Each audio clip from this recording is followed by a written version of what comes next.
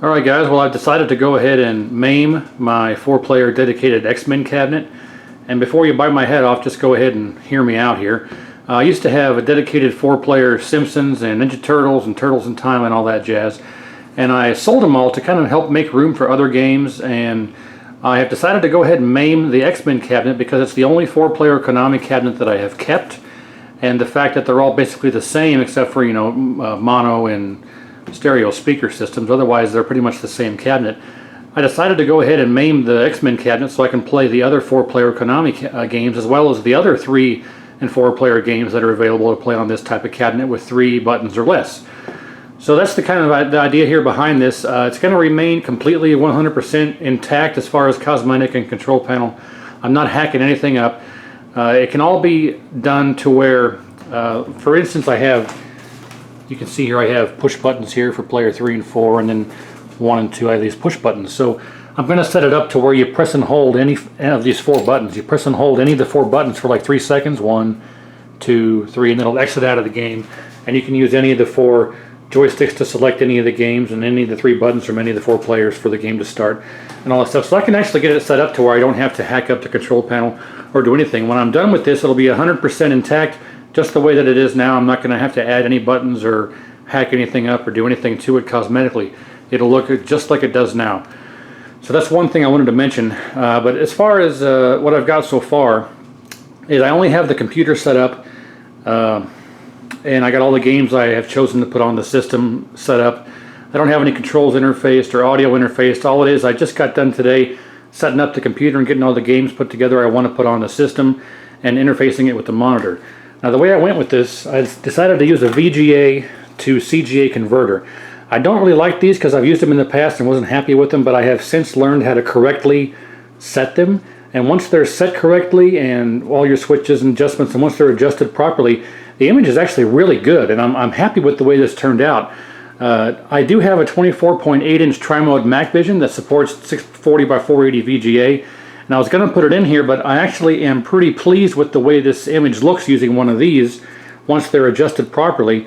I'm going to go ahead and use, I've actually got, this is an extra one I have, I already have the other one hooked up in here, but I'm actually really happy with the way this looks, so I'm going to just use this, and I'll be able to use the original 25-inch CRT. So basically what this is, if you don't know what these are, is it accepts VGA in, and it puts out 15 kilohertz CGA, or composite if you want to use a television. So, and it accepts 5 volts, either this plug here or 5 volts by this plug here, and you have to go through here and set your settings and whether it's small screen or wide screen and all different stuff here with these switches. So I'm not going to go into detail on how I have it set up, but once you get it properly set up the way that it needs to be, it actually has a really good picture. So let me turn the machine on here. I have to pull the switch out because I have the back door off, wherever it's at. There it is.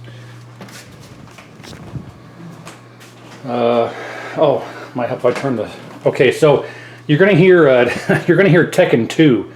You're going to hear the good morning of Tekken 2. That's because the power supply will not put out the 5 volts to power that VGA to Cga converter unless it's under load. So I have to plug in I use a Tekken 2 PCB as a test board. I have to put the power supply under load or it won't put out the 5 volts to run the converter. So you're going to hear that power up here. What's going on here?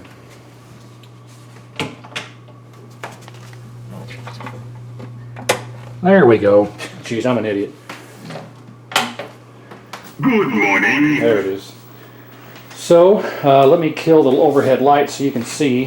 And you're just going to get I believe it's a test pattern. I don't think it actually has a test pattern until you turn it on. So I'm going to actually turn the computer on here.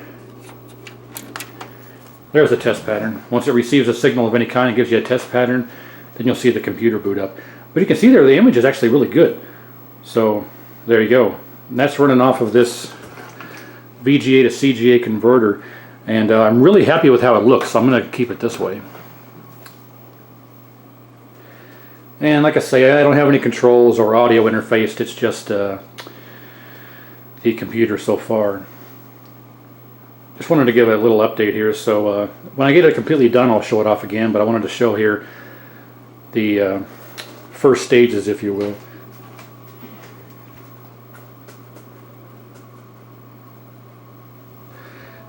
Now I'm using Maximus Arcade, and I have everything set up to where it has the screenshots and the movies and the marquees, and everything is all good to go on that. So I have the computer fully ready to go, except I'm going to have to interface all the controls and then set all the controls up for each game. But there, as you can see, Alien vs. Predator, it plays a screenshot. It looks, well, I'm watching this through my viewfinder here on the camcorder, and it looks really, really blue. So if it looks really, really blue here on the video, it doesn't look like that way in person. It's just the way the camera's picking up the colors. But anyway, you can see there, it's the way this works is it'll show the screen cap, then it'll go into a video.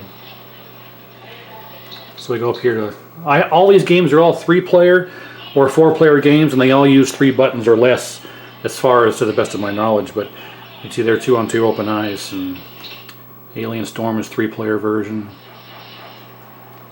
Alien vs. Predator. So all these games are the same. I got the marquees, and then it plays the screenshot, and then it plays the video. So there's Bucky O'Hare and Cadillacs and Dinosaurs, and then of course we'll scroll down all the way here to X-Men. Of course, there's X-Men.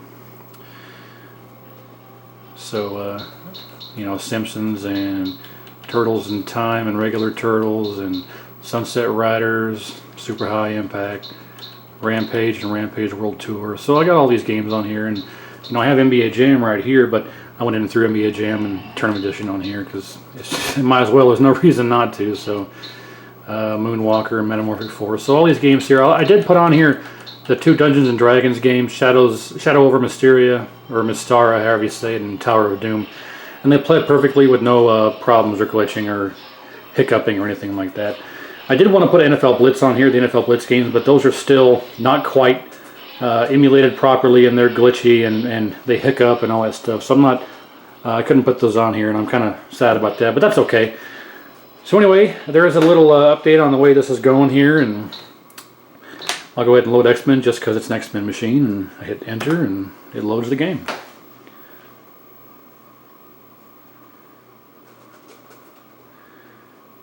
And I'll give you an idea of how the picture looks when the game's running, and like I say, it's really great. So when you adjust these properly, you get a real good image, in my opinion.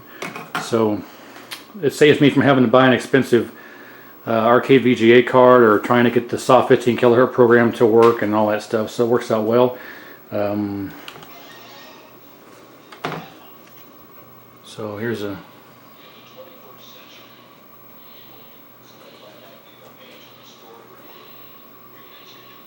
you might be able to barely hear the audio.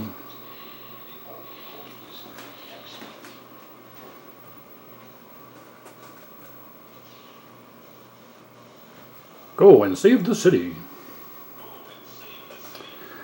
So yeah, happy with how it looks. Looks fantastic. So just wanted to show this off here. When I get it fully done, I'll show it off again. But otherwise, curious on your comments and your opinions on the way this is going. And we'll see you next time when the project is complete.